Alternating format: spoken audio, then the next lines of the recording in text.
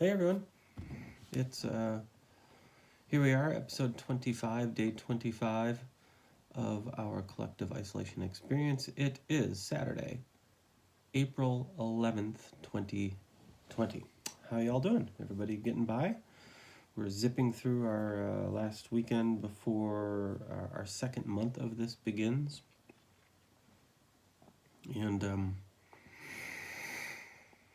we probably have schools are closed until May, so we certainly have it till another at least 3 weeks or so to go. So I hope you are finding ways to deal, to be safe, to not go crazy, and even perhaps to take advantage in a positive way of this internalized time, which made me think of what I wanted to talk about today, which is there's this article that's going around.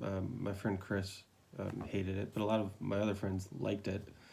It's been floating around talking about, it was written on Medium, talking about the gaslighting that's going to go on after all of this is done, sort of nationwide gaslighting, how, there's once we get to the other end of this virus episode, there's going to be the media and the advertising and the politics are all going to try to make us pretend that it never happened and to try to just sort of bounce back to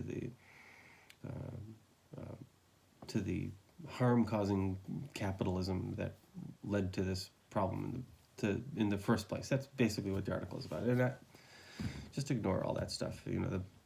My recommendation to you is, in this time, is if anything smells of really extreme partisanship, just move on.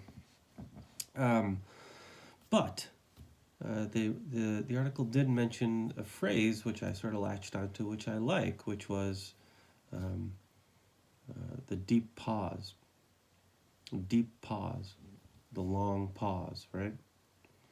Collective pause, which is what we're doing, right? And the idea is, we've been on this treadmill. The world, not just it's kind of American-centric he's talking about, but the world has just been on this treadmill, right? And we just go every morning, and the organizations keep moving and markets keep moving, and we keep creating, and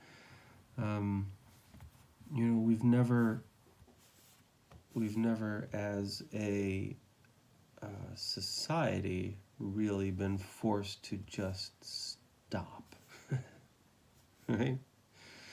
No, don't get me wrong. There's a lot of people have not stopped. My wife is still working full time, but she's working from home, which is an entirely different thing.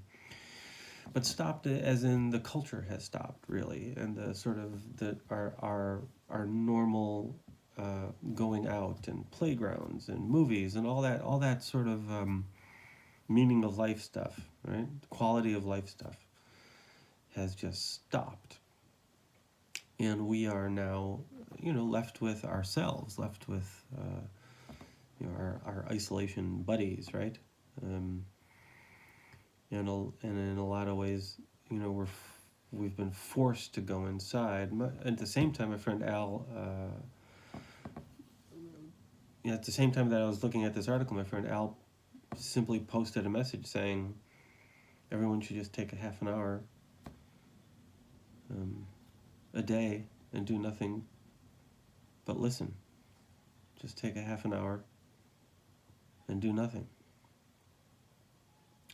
I know Al is not a Buddhist or a Zen guy by any stretch of the imagination, but that's really sort of some deep mindfulness stuff going on there, right? That's what it's all about. And I was talking to Chris weeks ago, and I was like, well, I don't mind. The thing that's driving a lot of us crazy, of course, is that it's one thing to seek to center yourself, to engage in quiet each day, to try to find your center and to try to wrap your arms around all of your internal demons. It's one thing to actually actively pursue that, but it's another thing to be forced to, right? That's the difference here, is that there's plenty of,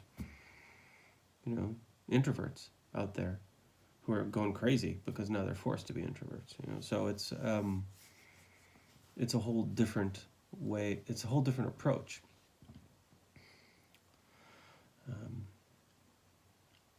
And part of the sort of anti-argument, the argument against that whole sort of centering down, deep pause approach is that we're all just too busy now. I mean, we're busier now than we were when we weren't in the middle of all of this, right? And some of us are just, people are just holding on for dear life. My family has it lucky. Comparatively, we're all home, we're all safe, we don't have to go out in the world.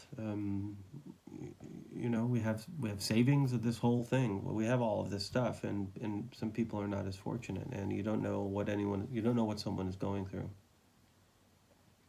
It reminds me of, I don't know if it was the Dalai Lama. It might have been the Dalai Lama, or maybe it's just an old proverb. I don't know. Saying that in our busy lives, you should try to make time each day to sit and do nothing for a half an hour. And if you're too busy for that, you should sit and do nothing for an hour. I don't know. I don't have a sermon. I don't know what I'm trying to tell you. Just I think it's beneficial. It can be beneficial to pause, to stop, and to just spend a couple minutes a day just